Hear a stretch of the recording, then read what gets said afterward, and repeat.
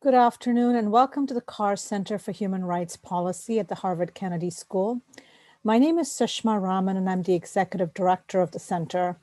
It's my honor and pleasure to welcome you, our audience, as well as our distinguished speakers to today's conversation on the human consequences of corruption.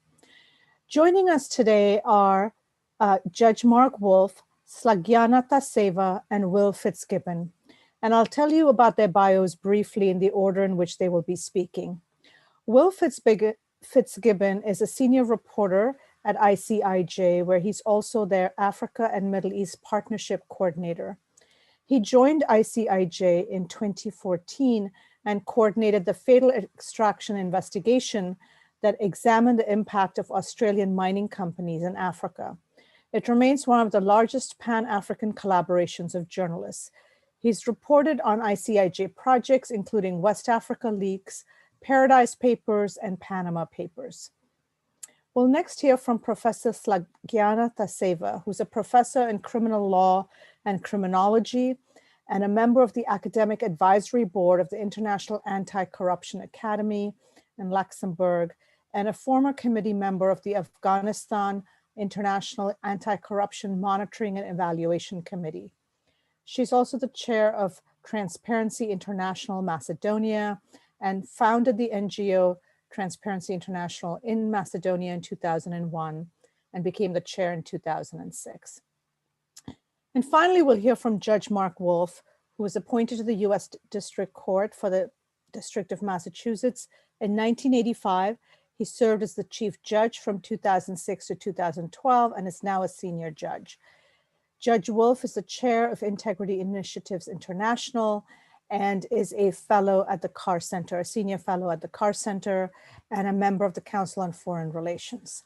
So I'm delighted and honored to welcome our speakers today. And Judge Wolf asked me to kick this conversation off by starting with some brief remarks on the connection between corruption and human rights based on a chapter from my recent book, The Coming Good Society, Why New Realities Demand New Rights. In it, my co-author Bill Schultz and I argue that we should look at corruption through a human rights lens. Why is that? 750 million people around the world live on less than $1.90 a day, what the international community considers as living in extreme poverty. People who are poor, extremely poor, are often extorted for cash, for rent, for utilities, to be able to have a roadside stall. If you're a woman or a girl, you might have to pay a bribe to be able to collect water, or you may have to walk for many miles to collect water from the nearest river. There are so many forms of petty corruption that affect the poorest of the poor. What we may not always realize is grand corruption affects the poor equally for a variety of reasons. Grand corruption refers to corruption that occurs at the highest levels of government when the country's rulers receive personal gain at the expense of the public. There are numerous examples of grand corruption that abound in the world today. And in today's webinar, we will be talking about the ways in which different organizations have been approaching how to address this challenge of grand corruption. We find that grand corruption and political corruption, which is the manipulation of policies, institutions, and rules of procedure in the allocation of resources and financing, these are often connected. This symbiosis has been called the collectivization of corruption. What does this mean? Elected officials who might have obtained office through political corruption might appoint bureaucrats to positions of authority, who then in turn collect payoffs and kick back a portion to officials to whom they owe their jobs. Bribes, which are just one form of corruption, are estimated by the World Bank to total 1.5 trillion annually, which amounts to 2% of global gross domestic product and 10 times the value of overseas development assistance. Of course, corruption has been present with us for millennia, and it has often been framed in purely financial or economic terms. And this has made sense for a lot of reasons, but corruption can no longer be viewed as just the cost of doing business. Even if money is at the heart of a corrupt transaction, the consequences go far beyond the financial or economic loss that occurs. As corruption experts and behavioral economists Ray Fishman and political scientist Miriam Goldman put it, when bribes are commonplace, it leads to many changes in the way a society is organized. We've had many different frameworks to think about corruption. Legal frameworks, thinking about political institutions and arrangements, behavioral economics, public health lenses, and all of these have their merits and their place. We argue that corruption is linked to human rights in at least 4 different ways. Because it affects the poor more than it does the rich, it limits the ability of the poor to exercise a range of economic and political rights and limits their ability to realize their full human dignity. Second, it hinders the capacity of the state to garner and spend revenues on basic needs of its citizens, which then affects the ability of the state to meet the economic, social, and cultural rights of its people. Third, the sources of illicit money are often tied to illicit activities that are detrimental to the rights, security, and dignity of millions of already vulnerable people. Activities such as labor or sex trafficking or narco trafficking come to mind. And finally, and probably the most important for today's conversation, the corrupt design of institutions, laws, and policies benefits the powerful at the expense of those who lack power. We'll be exploring each of these issues in today's webinar, and we'll also be looking at various solutions and approaches, including approaches by civil society to enhance transparency and accountability, efforts by independent journalists and NGOs to advocate for transparency and to hold perpetrators accountable. And finally, whether we need an international anti-corruption court to hold individuals accountable in ways that may not be possible in local country contexts where corruption and impunity persist. So I'm going to turn it over now to Will to get us started in our conversation. And we welcome you, our audience, to post your questions and remarks, and we will be drawing on them in today's webinar. Over to you, Will. Thank you, Shushma, and hello, everyone. Great to be here. Thank you to the Carr Center for the invitation. I am a senior reporter with ICIJ, otherwise known as the International Consortium of Investigative Journalists, otherwise known as the group of journalists that led the Panama Papers investigation in 2016 that you may all know and that in many circles we are best known for. ICIJ is a non-profit news organization based in Washington, DC, where I'm calling you from. And what we do is something rather special. We are both a newsroom in a traditional sense, and we'll talk about some of the stories that I and ICIJ have published and investigated recently, but we also exist as a collaborative hub for investigative reporters. ICIJ's mission is to collaborate across borders with investigative reporters in the belief that in harnessing the power of several rather than individual journalists, important transnational issues, including and especially corruption and illicit financial flows, can be better targeted, exposed, and eventually reformed by virtue of that collaboration. I think everyone on the call will no doubt be aware of the fairly dire strait of media and investigative journalism around the world, from Burundi to Turkey to the United States to my native Australia. Investigative journalism is increasingly difficult and costly to pursue for a number of reasons. And ICIJ's mission and purpose of collaborating reporters, bringing them together, is one way in which we seek to hold the powerful to account despite these challenges. ICIJ then is known most traditionally for our large leak-based investigations. These include most notably the Panama Papers and Paradise Papers, but also include recent investigations this year we've done and that I want to talk to you more about today, the Luanda Leaks and the FinCEN Files. Luanda Leaks is our investigation from earlier this year in January, when ICIJ and 160 journalists in 20 countries worked together to expose the behind the scenes of Isabel dos Santos's business empire. Isabel dos Santos is the oldest daughter of Angola's former strongman president, Jose Eduardo dos Santos, who ruled Angola with what many consider an iron fist for around 40 years. And ICIJ, through a French non-profit organization, received over 700,000 leaked files that we then spent about a year digging into.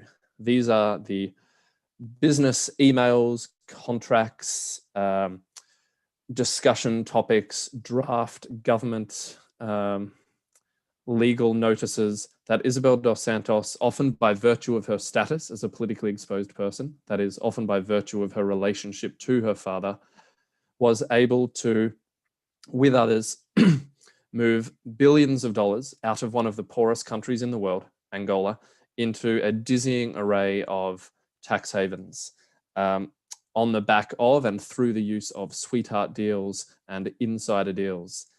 Of course, what the Luanda Leaks also revealed was just how happy and willing Western enablers, that is, law firms, accountancy firms, and consultants, were to do business with Ms. Dos Santos and her entourage, despite years of allegations of corruption, and despite clear red flags within the documents and emails we saw that would indicate to any entity or individual truly interested in due diligence or compliance that perhaps doing business with this Angolan PEP was not the way forward. I should say here, of course, that Ms. Dos Santos denies wrongdoing, but it is equally important to note that after the Luanda Leaks investigation, Angola has opened criminal cases for fraud and embezzlement into Ms. Dos Santos and associates of her. We've had dozens of bank accounts seized in Portugal, criminal trials or investigations opened in the Netherlands and in Portugal, and a number of laws have been changed in jurisdictions where Ms. Dos Santos did business previously. All of that to say, this is what ICIJ does and why we do it. We believe that the power of collaboration and this supercharged journalism that we do is one way in which journalists can make sure that important stories stay on the front page. I often think, and it's a reflection perhaps of where I do so much of my work in many countries of Africa, that corruption investigations, as many of you know, or the existence of corruption is unfortunately part of the furniture in many countries around the world. And I see it in the eyes and I see it in the size of journalists with whom I work and also civil society, that the bar is increasingly high for corruption investigations and corruption revelations to resonate. That you can have a well-documented story exposing corruption in Nigeria on a Monday, and then by Wednesday, it seems like the country's moved on and it seems like authorities responsible, for example, for taking action as a result of those exposés are missing in action. And we at ICIJ believe that one way in which journalists can seek to overcome that corruption fatigue is to collaborate and to make sure that cross-border big stories don't fall out of the limelight as quickly as they unfortunately sometimes do. I wanted also to talk about what we do at ICIJ and why we do it. I think when we're talking about corruption, journalists always remember, and this is perhaps where we differ with prosecutors, judges, and others on the panel, is that journalists tell stories. And that's both a blessing and a curse when it comes to corruption and grand corruption. Something that is always at the back of ICIJ's mind is how do we tell this story about grand scale corruption and relate it back to individuals and to victims?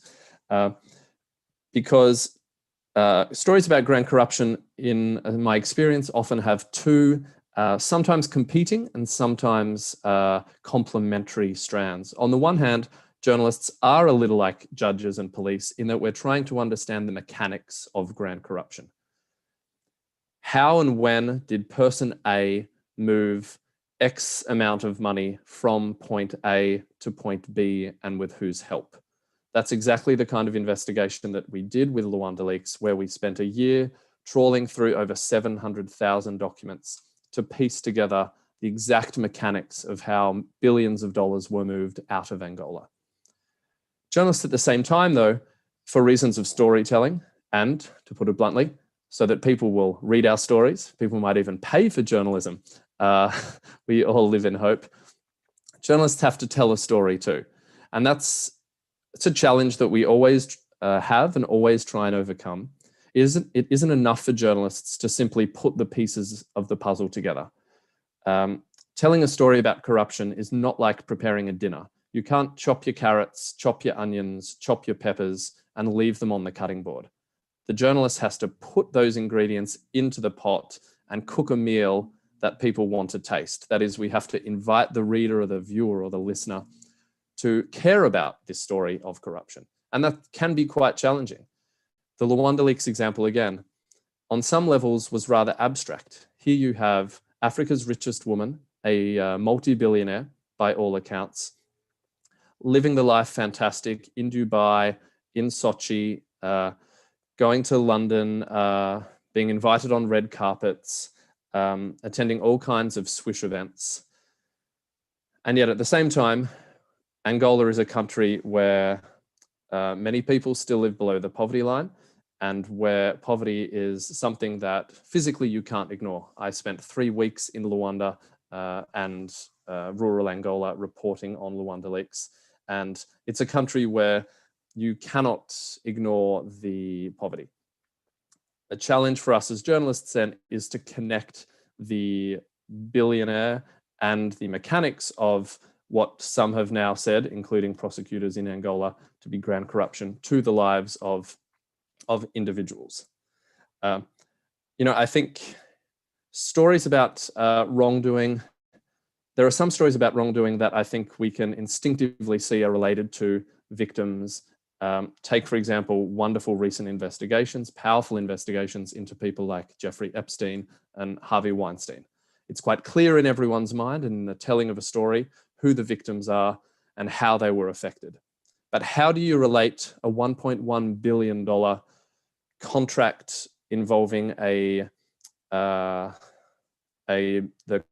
construction of a dam or the construction of a new hotel to the lives of average citizens? Now, we've tried to do that, and indeed in Luanda Leaks, we did manage to do that thanks to collaboration among journalists. We investigated, interviewed, and spoke to dozens of poor Angolans living in shacks on the precise sandbank of land that a consortium managed by Isabel dos Santos had received a contract from her father's government to redevelop.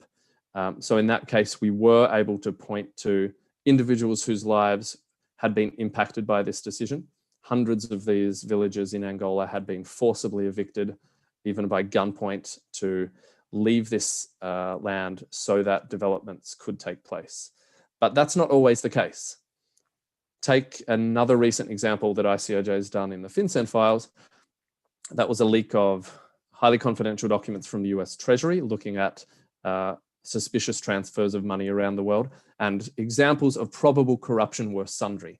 My favorite was the Ministry of Construction in Turkmenistan, the Central Asian nation, sending $1.6 million to a British shell company for what the bank transfer indicated was for confectionery. Now, this is the same government of Turkmenistan that does not allow freedom of the press, that requires citizens to close the windows on the boulevards when the president drives by. In short, it's a dictatorship.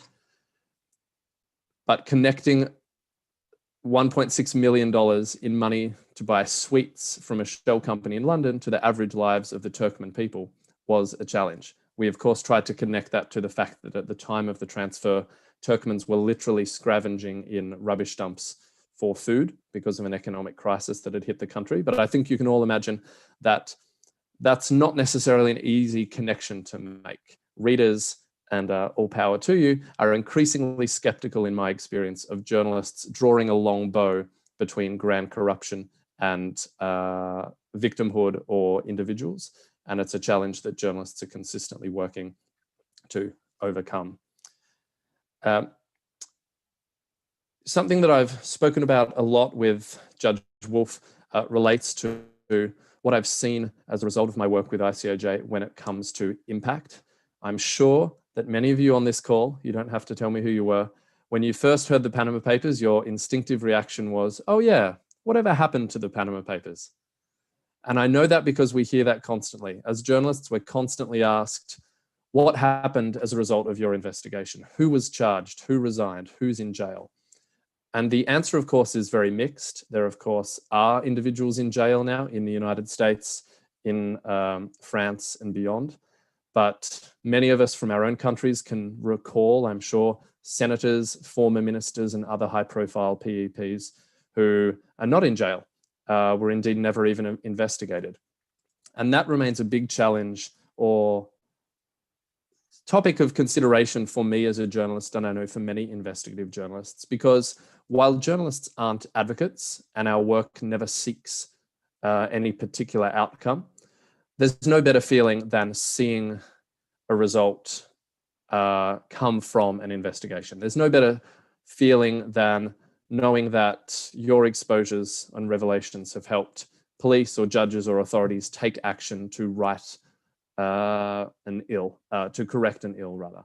And yet that doesn't always happen. You know, governments have gotten very good at saying the right things, I think, and we see that with ICOJ.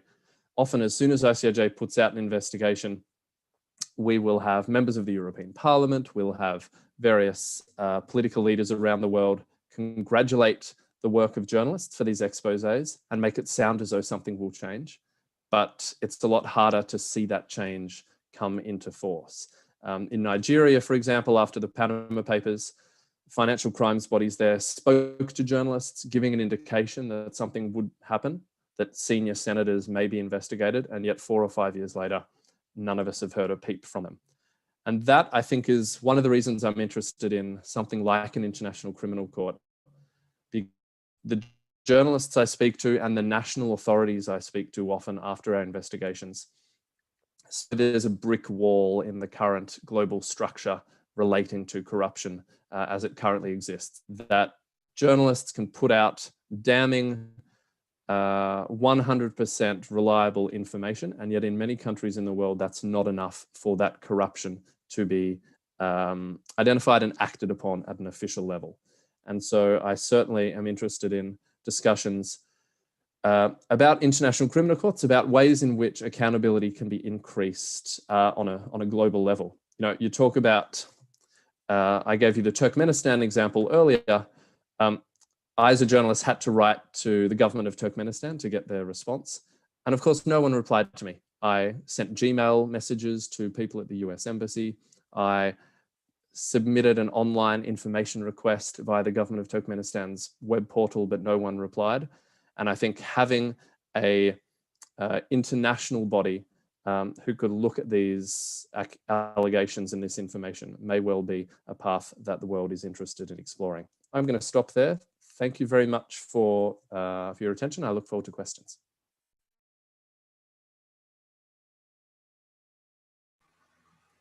Thank you so much, Will. I'm going to turn it over first to Dr. Taseva and then Judge Wolf, and then we'll open it up to questions. We'd love to hear from our audience as well, so please post your questions. Okay, thank you. Thank you, Will, for your very great introduction, and also Sashma. I hope that I'm pronouncing your name properly. You both really touched upon issues that we are analyzing and talking about a lot in this region, in this part of the world. I'm coming from Macedonia, which is now North Macedonia, a small country on the Balkans. We are still a country in transition, one former part of the former Yugoslavia, and we are still not a member of the European Union, still trying to get into the European Union club.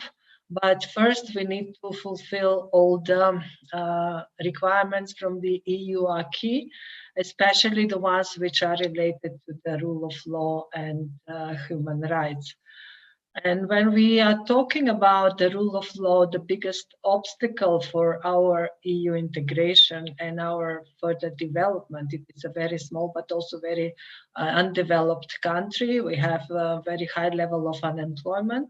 Many young people are looking abroad for their future. They don't see their future in this country. Mainly, we now say, and it is almost anonymous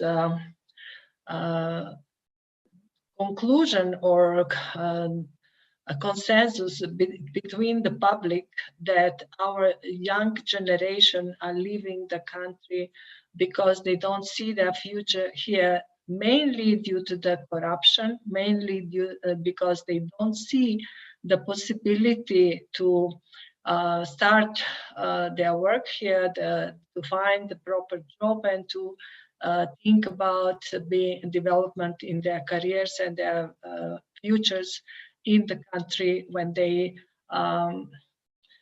don't expect to be able to live their lives normally if you are not member of the political club or any of the political parties. So here I'm coming to the point where the connection between the corruption and politics is coming, because in this type of society where we see that the political structures are the ones who are leading the society, but only in the way that it suits them, but not in a way that is good for the development of the democracy and development and the well-being of the society. So it is a new country. Before that, we have been a country with one political party, which was the Communist Party, lack of democracy. So before 30 years ago, we have changed the system from one political party to the political pluralism. And we have changed the economic system from planned economy to the liberal economy. But in that process, our politicians were the first to learn how to gain for themselves the assets, the properties from the privatization processes and from illicit trafficking of goods, because at that time in this region there was also a war. So an organized crime became very active and blooming in this region. And on the way, the corruption became one of the biggest facilitators or factors that were enabling organized crime and all these different type of new type of crime that were developing at that time in our region. So ever since we have the problem with developing the rule of law or establishing the rule of law, if we are looking at from the legalistic side, when we talk about the developing of the legal and institutional system to comply with the international standards, we can say that the country has signed and ratified all the international conventions. We are members of all the international organizations, especially those which are evaluating the countries like the Council of Europe, the FATF, all the anti-money laundering standards are also relevant for us, and we have all that in our laws.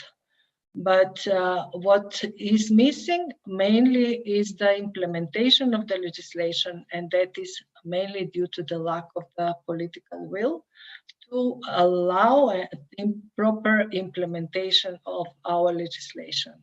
And this is where I come to the point of Will, where he was talking about the work on the investigative journalism, because during this period of time, also the investigative journalism has developed here as well, and also the work of the civil society.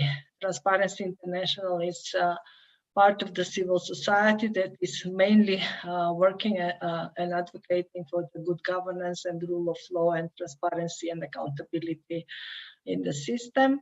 And it is for a very long time, already 20 years now, when we are talking about the impunity and lack of integrity and lack of accountability when it comes to the political relations with organized crime and corruption.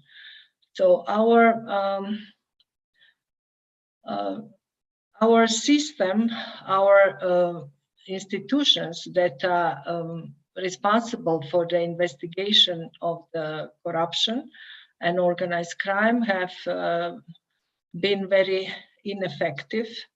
And it has never happened that one of the former or recent officials, high-level officials or politicians have been indicted or convicted for some of the corruption allegations or offenses. We have many stories in the media. Investigative journalists are investigating stories that are revealing even evidence and facts about the cases where our high-level politicians and business people and the cronies are involved. And all this is well developed and established on the facts and well explained. And the public will expect that our institutions would react on this in this type of situation in order to investigate these cases. But actually, it has never happened so far that we have some of our high-level politicians convicted or in jail.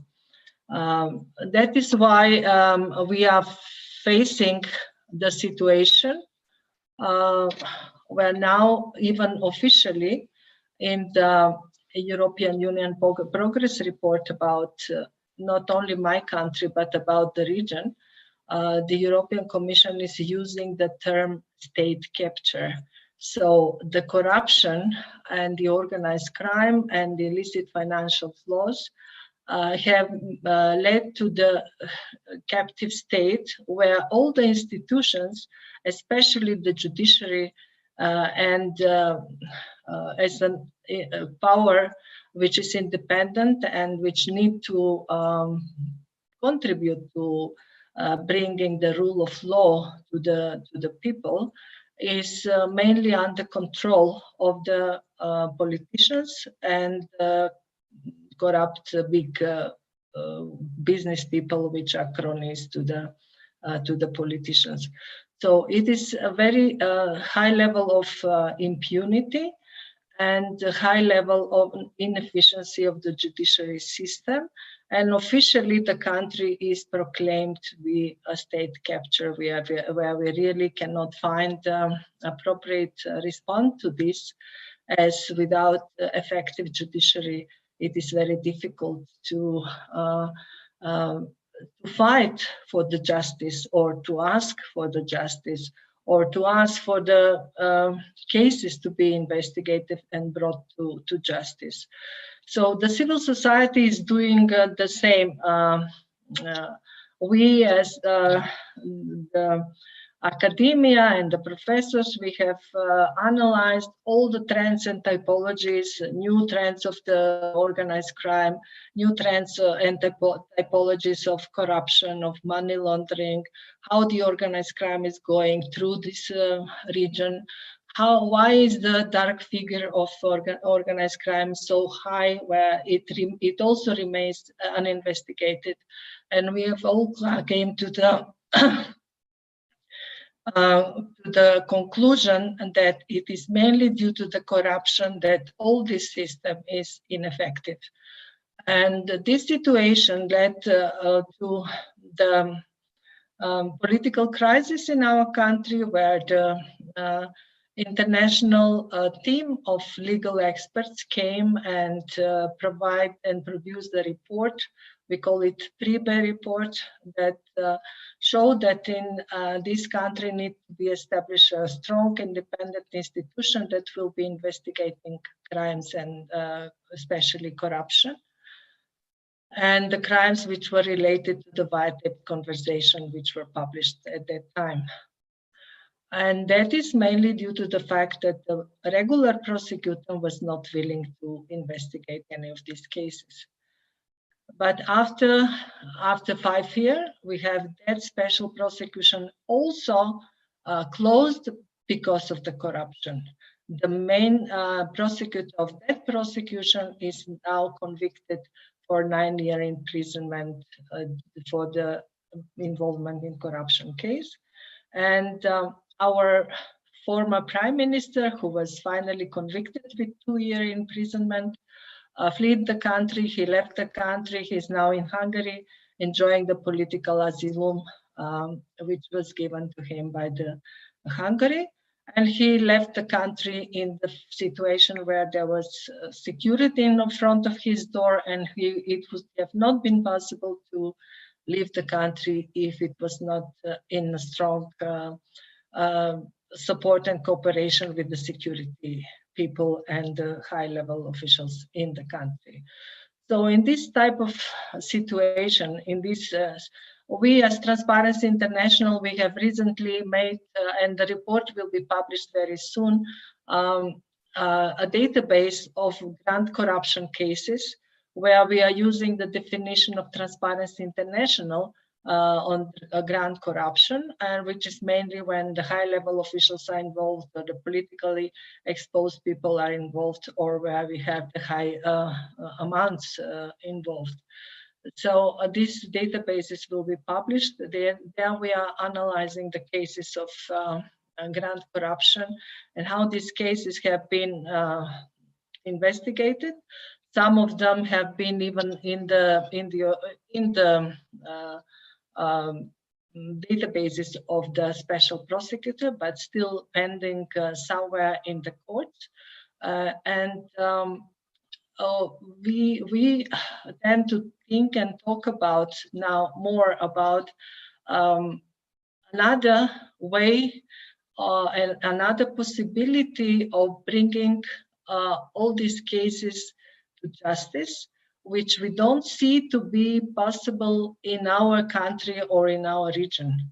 So as there has already been this experience for establishing the ICTY, the International Tribunal for the war crimes in the war in the former Yugoslavia, or International Criminal Court. So we are looking for some other possibility, which might be International Anti-Corruption Court or some other judiciary that will enable that these cases are on the principles of complementarity or other principle investigated and prosecuted and outside of the country, because it is obviously not possible, because the governments are changing, but the situation in the judiciary and impunity has never changed. So I believe my time is over, so I will stop here, and Mark, it is your turn now. Thank you.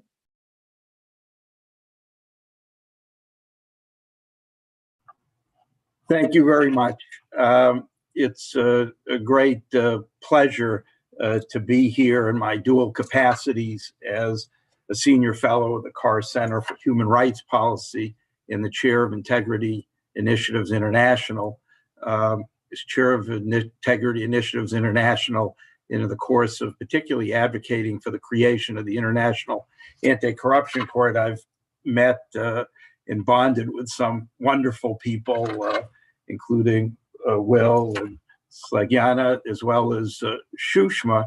And as Will said, our early and recurring conversations have been about how the International Consortium for Investigative Journalists has, with heroic effort and courage as well, developed powerful information, evidence of grand corruption, abuse of public office for private gain by high officials around the world.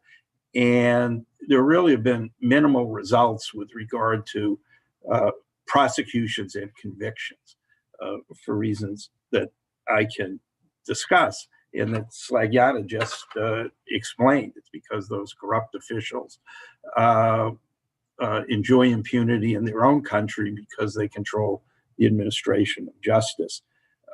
Integrity Initiatives International was formed in 2016 by my friend and colleague, Justice Richard Goldstone of South Africa, who was the first chief prosecutor for the International Criminal Tribunal for the former Yugoslavia, other colleagues, and me, because we perceived what's been described here today, that there is a need to combat grand corruption, the abuse of public office for private gain by a nation's citizens, and a need to do that by strengthening the enforcement of criminal laws against kleptocrats.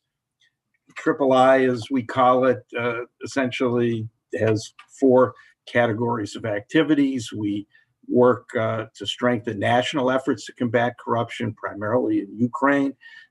We work to forge a network or networks of young people dedicated to combating corruption in their own countries and around the world. And some of the most ardent of those young people are the people from Slagyana's part of the world and beyond, Belarus, Ukraine, people who see no hope in their own countries for honest, able young people. And we seek to promote greater understanding of the intimate connection between corruption and violations of human rights, which is exemplified by our continuing work with the Carr Center and a series of programs and other activities to promote greater collaboration and cooperation between human rights organizations and anti-corruption organizations, because we're focused on the same people. And ultimately, our primary focus in III is advocating the creation of an international anti-corruption court, which I'll explain, to end impunity, to create a place where there will be accountability for the worst crimes of corruption by people who are also the worst abusers of human rights. On this issue of the connection between corruption and human rights, when I was a prosecutor of corrupt public officials in Massachusetts before I became a judge 35 years ago, it was important to explain that corruption is not a victimless crime. It has real human victims, as Will was explaining. When she was the High Commissioner of Human Rights, Navi Pillay said, corruption kills. The amount lost to corruption every year would be enough to feed the world's hungry 80 times over.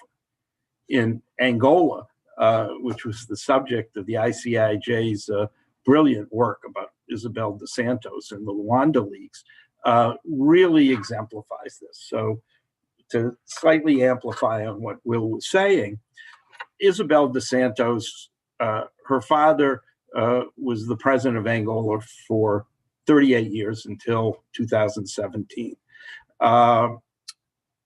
He made his daughter the wealthiest woman in Africa, estimated to be worth at least $2 billion. He made her the head of the state oil company. He gave her a substantial percentage of the state diamond business, a telecommunications company. And she's a jet setter, a quintessential jet setter. Yet, Angola has the highest percentage of children who don't live to the age of 5 of any country in the world. And as the ICIG's reporting reminded me when I reread some of it this morning, 5% of children who were born in Angola don't live to the age of 1. 150 kids die every year, and half the country is without medical care. They're going to be devastated in this COVID pandemic. And it's not because there isn't great wealth in Angola. It's because it's siphoned off to enrich the leader and his family, and not to give people what they have a human right to: life, medicine, education. And Justice Goldstone and I wrote a piece, published a piece in Boston, in Portugal, and South Africa at the beginning of the pandemic, predicting that this would prove to be a bonanza for kleptocrats. And the evidence has emerged that that prediction was unfortunately prophetic. The prime minister of one of the autonomous regions of Bosnia is under arrest. And there seems to be a pattern here. Money intended to combat COVID is used to buy ventilators at inflated prices from China, and then they don't work. That's happened in Bosnia. It's happened in Brazil, where a governor is under investigation for doing just that, in Bolivia, and in Ecuador. And the grand corruption creates other kinds of human rights problems. The refugees who are overwhelming the world are fleeing corrupt, failed states. The worst abusers of human rights are also the most corrupt. When we did another program with the Carr Center in May, it was with the Century, which focuses on Sudan and South Sudan.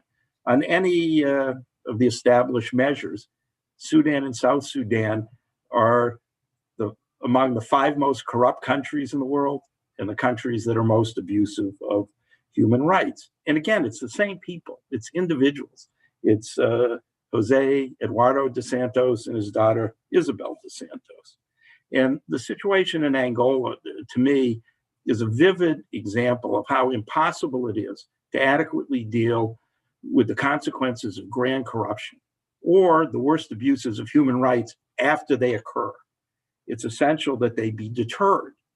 And that means there has to be the credible threat that if people engage in these calculated crimes of corruption, these are not crimes of passion committed in the midst of war or based on ethnic hatred. These are crimes committed by people who calculate that they won't get caught, they won't get convicted, nothing will happen to them. And they're worried about something happening.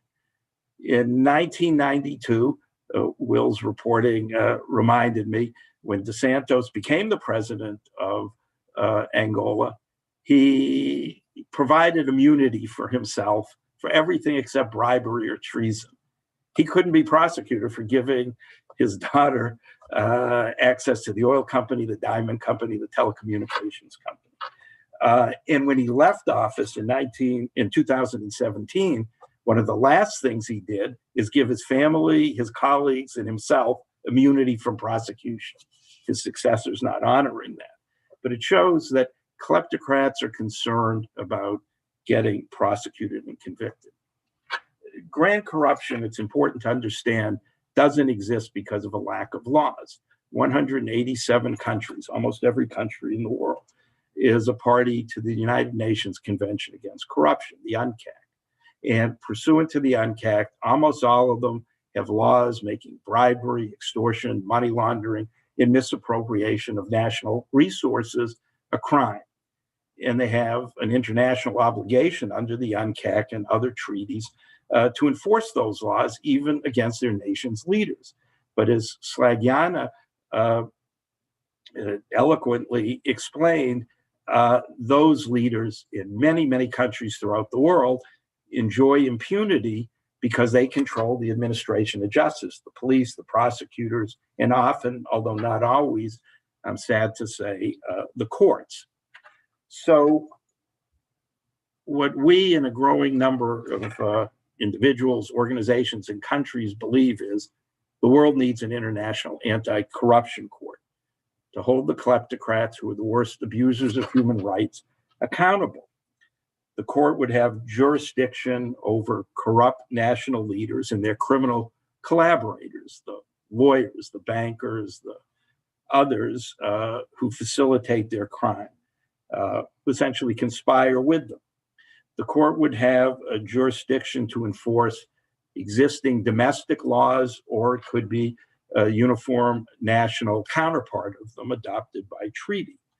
The court would be staffed by expert investigators, and the evidence would come from a variety of sources.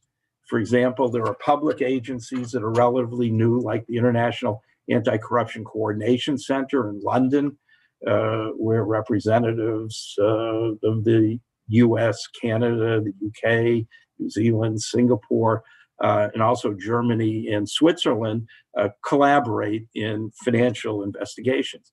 Importantly, the investigations could be, as they are in the United States, triggered by the work of investigative journalists. In the United States, in my colleagues, former colleagues in the US Attorney's Office, some of whom I understand are on this conference, sometimes we would read reports in the Boston Globe about potential corruption, and the FBI and the US Attorney's Office or other agencies would begin investigations. And then there would be prosecutions in impartial courts before impartial jurors, convictions and punishments. But that's what's lacking around the world. And our earliest conversations, as I said, Will told me of how many of his colleagues are demoralized because their really important and impressive work hasn't resulted in the prosecution and imprisonment of more high officials. And there's now a generation of prosecutors with experience in prosecuting in international courts. In the International Anti-Corruption Court will be staffed by judges with the demonstrated ability from around the world to preside in complex, challenging criminal cases. It would operate, the IACC would operate on the principle of complementarity. That means that it would assert jurisdiction, or have jurisdiction, only if a country was unable or unwilling to prosecute itself. A paradigm of a country unwilling would be Russia, for example. The Panama Papers provided what I would characterize as compelling evidence that people close to Vladimir Putin had laundered about $2 billion that the ICIJ could find. Probably wasn't everything. And for example, Putin's boyhood friend, a cellist, who claimed to the United States he shouldn't be sanctioned because he had no money, had on paper, had in his name 19 million pounds in Swiss bank, and there was other money laundered through Switzerland. The International Anti-Corruption Court would have the capacity to imprison and remove corrupt leaders. And by incarcerating them, it would create the opportunity for the democratic process to replace them with leaders who were committed to serving their citizens rather than enriching themselves. And Will, I think this corruption fatigue you described is not apathy, it's cynicism. People read it and they see, oh, there it is again, and nothing will happen. But I do think if they see that something can happen, this has certainly been our experience in the United States, they'll elect more honest, able people. And the International Anti-Corruption Court would have the capacity to recover money that's vitally needed to serve achieve the sustainable development goals and to address the human rights of people who've been robbed. It could do that through restitution orders and criminal sentences in counterparts to the United States False Claims Act, where billions of dollars in this country are recovered in private cases, civil cases brought by whistleblowers. The main argument against the International Anti-Corruption Court is that it's not feasible. You won't get countries ruled by kleptocrats to join the court. But they don't have to. This court could be formed and be effective with as few as 20 to 25 countries, as long as it included some major financial centers. To use the example of Russia and Switzerland, if Russia didn't join the court, but Switzerland did, and there's all this compelling evidence that Putin laundered money through Switzerland, but the Swiss don't want to prosecute Putin themselves. Through the concept of complementarity, it could defer to the International Anti-Corruption Court. This is an idea. This is a proposal that's gaining support at an accelerating rate. Colombia, Peru, Nigeria, Norway, other countries 2 years ago called upon the United Nations to convene a special session of its General Assembly on corruption, which will be held next June. And around that is a focus, is gathering a coalition of renowned leaders like Juan Manuel Santos, the former president of Colombia who won the Nobel Peace Prize, like Lloyd Axworthy, the former foreign minister of Canada, who led the effort to get the landmine ban treaty outside the United Nations process, which is a route for creating the International Anti-Corruption Court if necessary. Many NGOs like the Century and Global Witness, many chapters of Transparency International, and particularly courageous young people around the world whose indignation at grand corruption has made unimaginable things happen. They toppled Yanukovych and drove him to Russia, for example. The court has formidable opposition, certainly, but there are many hopeful signs, including the fact that so many of you are on this conference today, and we look forward to engaging you if you're at all interested. So thank you very much. Thank you to all of our speakers for getting this conversation going.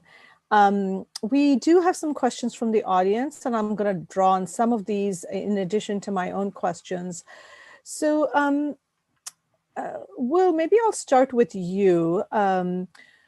So a couple of questions for you, specifically around the role of journalists. I'm wondering if you can talk about how journalists and news organizations can ensure the safety of individuals. I know that in addition to human rights defenders, anti-corruption advocates and journalists have been increasingly under physical attack, reputational attack, and so on. So how do you ensure safety while investigating corruption? And my question to you is around building capabilities in countries where you are doing the work, where are there local news organizations or independent journalists that you work with or that you train so that there's sort of a sustainable ecosystem of people who are working to hold their own governments accountable? Thanks, Shushma. Look, safety has become a bigger and bigger issue each time ICOJ does these projects. We see that technology, as so many things, is a blessing and a curse. Technology allows journalists to be threatened more easily and more readily, online in particular. But at the same time, technology also can help journalists and does help journalists. We, for example, insist that all reporters who work with us do so through encrypted emails, through encrypted chats, for example. And that's an ongoing long-term process of learning for many reporters, I think, in all kinds of countries. And obviously very uneven in different countries. I think from ICOJ's perspective, we're also convinced that collaboration has a protective advantage to it. It's much easier for a kleptocrat or a politician to pick off one individual journalist who's a thorn in his or her side than it is for that same kleptocrat to go after 400 journalists who've published the same information around the world. So we see that diffusion effect in collaborative journalism as one way to help increase safety of journalists. In terms of local news development, it's been very encouraging actually to see over the past 5 to 10 years, I would say, the investment and the returns and the increased knowledge and skills that journalists around the country, around the world have when it comes to reporting on and sleuthing corruption and illicit financial flows. 10 years ago, Most of us probably couldn't put the British Virgin Islands on a map or spell it. Now I think many journalists can, and members of the public can. ICIJ does that through the process of reporting these stories. As I said, we've now worked with thousands of journalists, and each time a journalist does a story, it involves, of course, learning how to connect the dots. And that also means going outside one's own jurisdiction. You know, long gone are the days where you can be the best journalist in the world and only know what concerns what happens within your own borders. Now, if you're a reporter looking at corruption of a Nigerian official, you will almost certainly need help from a journalist in London who can obtain land records for you. Maybe a journalist in Switzerland who can use sources with the prosecutor's office there to find out what's happening. Or a journalist in the United States to help you with Delaware company records. So I think you know, collaboration lifts all boats, and it has been heartening to see the improvement in investigative reporting standards around the world. Thank you. So my question for Dr. Tasseva is from our viewership. It's about the role of civil society. Are there particular best practices that you've observed in the ways in which civil society can actually hold corrupt actors accountable? What makes them most successful in trying to alter these systems, particularly when there are there's a lack of legal frameworks or political will?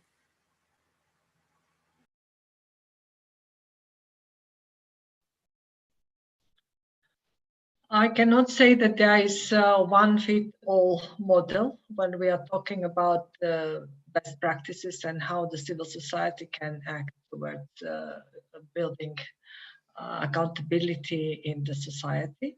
But it is definitely the practice that the civil society has started more and more to look at the cases as the investigative journalists are doing, because I can speak from the perspective of Transparency International. We have started receiving cases and reports from the citizen, and also from we collaborate a lot with the media, because the way of working together, we started to organize ourselves to create coalitions and platforms to build our voice, because as Will said, if you are on your own and if you are alone, and if you want to stand up and to speak up about a corrupt official, then you are very much exposed and you are very vulnerable. You are exposed to the attack from their side, which can be in any type of form. It doesn't have to be physical attack. It can be something else, or affecting somebody from your family, which we very easily, very often see, but or related to your work and job, because we are employed somewhere else apart from working for the civil society. So the best way of acting with a stronger voice is to work together. So we are building coalitions in the country, but also we are building networks with our colleagues from the region and wider. So we all talk about the typologies. We try to see the links between the cases and between what is going on in the countries, in order to be able to react together and to ask for the wider reaction, not only national in the country, but we are normally trying to pass, because it is very difficult to talk to our governments. They don't talk to the civil society. They ignore you. They treat you like a plant in the room. You are there, they will allow you to talk, but they will not do anything about it. And then we need to organize ourselves in a way that we talk to the international community in our region, in our country. We are trying to pass the messages that way, and also through the international media, which is then coming back to the country and trying to raise the awareness, at least, about the problem. Because as Mark said, we read these stories in the media all the time and nothing happens. And after 3 days, there's another story and again, nothing happens and people are getting used to that. So we really need to work together to make the governments accountable and to ask the prosecutors and judges to do their job, to end impunity. And that is the best way we have seen now: collaboration, cooperation, and working with the leaders in the government, mainly outside the government. Now these are the anti-corruption agencies, which become partners of the civil society in the voices and acting against corruption. It is still not possible to work with the government, even though we often offer our support and help, especially when they say that they don't know how to investigate corruption or how to distinguish corrupt act from the others and what the definition in criminal law means and how the evidence should be established. So it is the best way of working together, as I believe we are doing now, to raising our voice about this problem, which is not only ours, but we can see it everywhere. Thank you. Judge Wolf, we have a question from our viewership about the role of an international court, given that corruption often involves the highest levels of government. So how would an international court obtain the cooperation of national authorities when those authorities might themselves be corrupt? And why this focus on grand corruption versus other forms of corruption? With regard to the second question, essentially, if you're going to address petty corruption, it has to be addressed from the top down. The corrupt proceeds bubble up, but you need a cultural change in many, many countries. And by addressing grand corruption, and we see this in the United States, when corrupt officials are replaced by more honest officials, the petty corruption in cities like the city of Boston, we observed in the 80s when I was deeply involved in this, in Massachusetts, when the former U.S. attorney with whom I worked, Bill Weld, was elected governor. It changes the culture, and it does affect corruption at every level, but it's essential to deal with it at the highest level. The International Anti-Corruption Court would have a considerable advantage over the International Criminal Court, and it would not be as dependent on the cooperation of the corrupt governments and leaders themselves, because evidence of, say, war crimes is typically found in one country, and a war criminal can frustrate the official investigation in that country. But it's axiomatic that kleptocrats like Isabel dos Santos and others don't want to keep their illicit gains in their own country. They move it through the international financial system. It comes to, a lot of it goes to London. Will was telling me that Isabel dos Santos, his husband and business partner, is a defendant in many cases arising out of the Luanda Papers, recently died. And they're going to have a memorial service for him at Westminster Chapel in London. Why is that? Because they were using the financial system in London. It must have enablers in London who are quite powerful. So it is possible, as I said, to get evidence in Switzerland about corruption in Russia that could be used in the International Anti-Corruption Court, and therefore it has considerable potential to be effective, even though it's true it would be hard to get cooperation in many countries ruled by kleptocrats.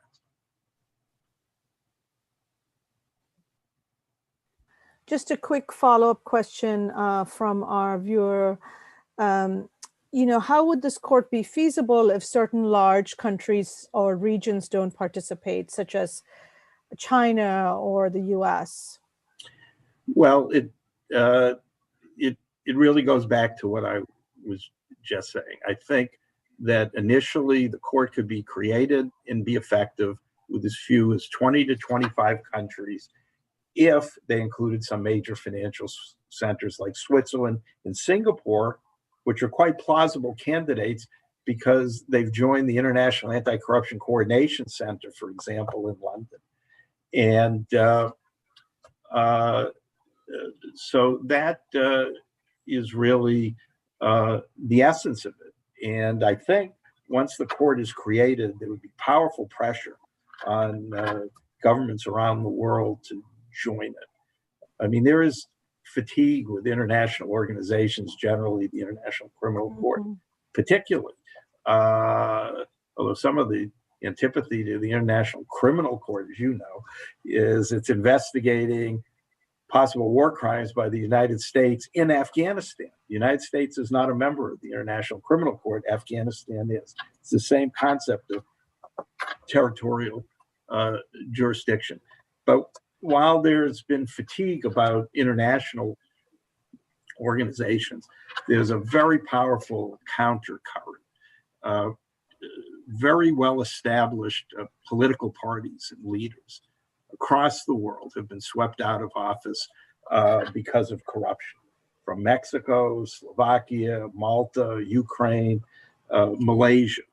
And it's this indignation at grand corruption and the deep desire to see something effective done by it that we believe, my colleagues in III and I, and our many, many partners, believe will result in the creation of the International Anti-Corruption Court.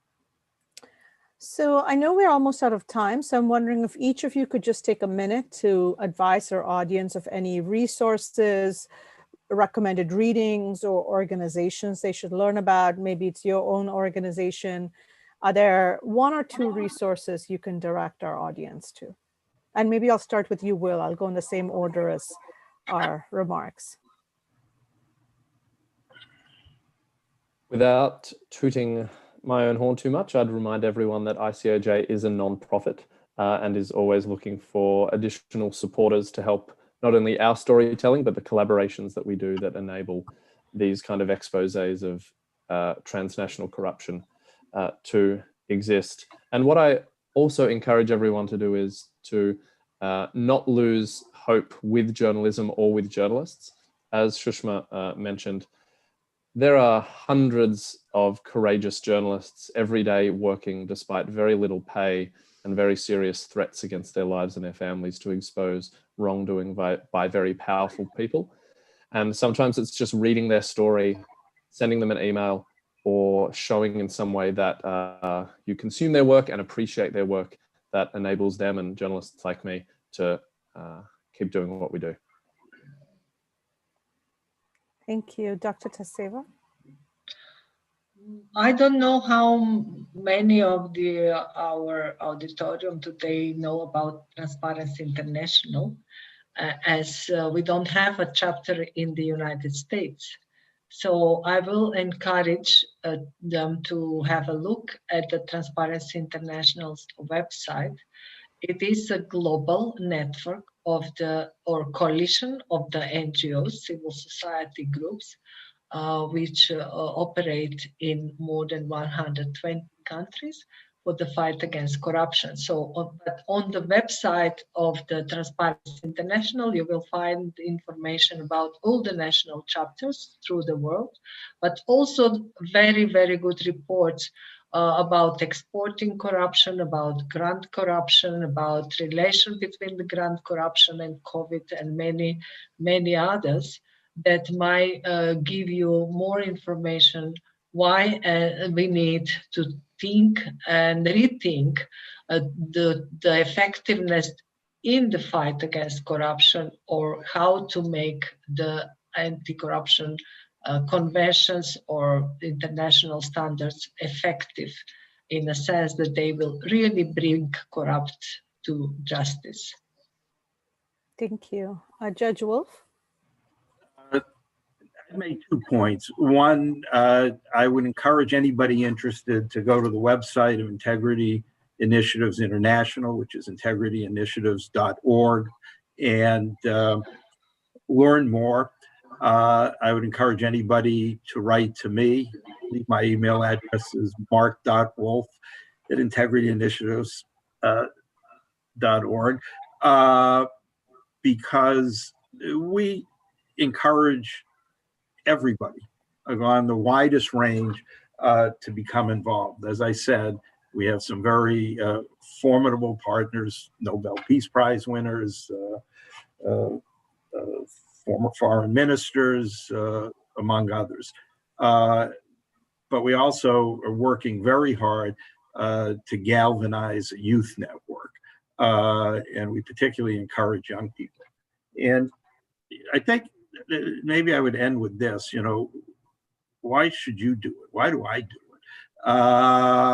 And I said to Will, in rewriting the Luanda Leaks articles this morning, I again became indignant.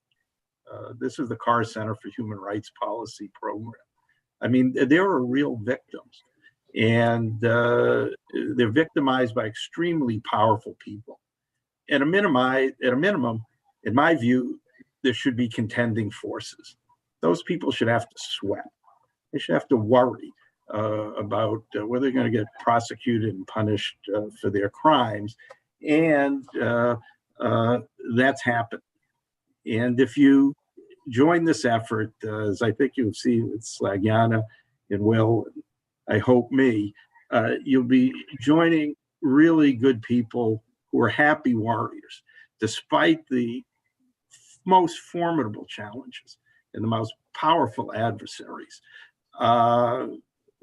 We understand that this is really a worthwhile and fulfilling effort, and that to the extent we can make progress, and I've always felt in the United States with regard to combating corruption, and certainly internationally, you never succeed completely or permanently, but you will feel correctly that you've been dedicated to an important endeavor. And that's very gratifying, even if it's sometimes exhausting. So I thank you very much, Sushma, for organizing this program and providing me an opportunity to see my friends, including in North Macedonia. Thank you, Judge Wolf, and thank you to our guests today for joining us for this webinar, and thank you to our audience for joining us as well. Thank you for the invitation to